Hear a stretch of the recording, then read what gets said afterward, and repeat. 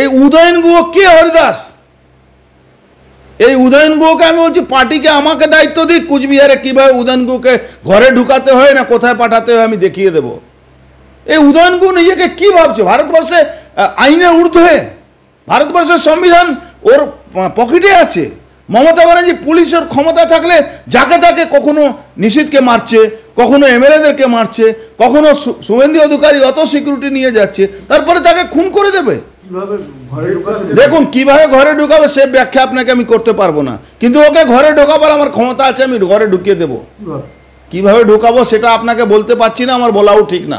কিন্তু কোনো লোক যেভাবে ও রোহিঙ্গিয়ার আর মুসলমানদের বাংলাদেশি আতঙ্কবাদীদেরকে নিয়ে কালকে ফুলপ্রুফ প্ল্যান করেছিল, এই উদয়ন গুহকে সঠিক জবাব দেওয়ার জন্য সঠিক ব্যবস্থা করা দরকার। আর সেটা পারবে কেউ না, আমি পারবো। আমি দায়িত্ব নিয়ে বলছি আমি পারবো। কেন এইভাবে সনাতনী হিন্দুদেরকে খুন করাবে?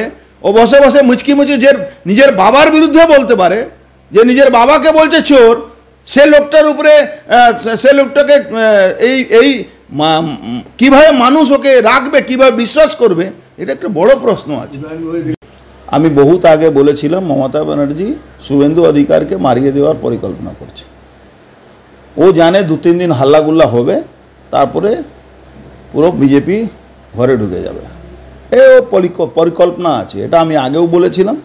তারপরে আপনি মনে আছে ওই সেন্ট্রাল আইবি তরফ থেকে রাজ্য সরকারকে বলা হয়েছিল, ওর সিকিউরিটিও বাড়ানো হয়েছে। কিন্তু কালকে সিকিউরিটিদের ভূমিকা দেখে আমি তো বলছি সিকিউরিটিদের ভরসা থেকে তো শুভেন্দু অধিকারী মারা হয়ে যেত।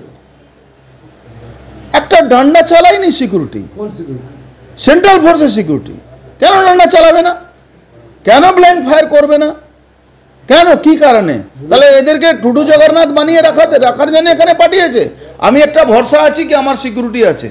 আজকে পুরো বিজেপিটাকে কাঁধায় তুলে নিয়ে উনি ঘুরছেন, সারা বাংলার আওয়াজ উনি, শুভেন্দু অধিকারী।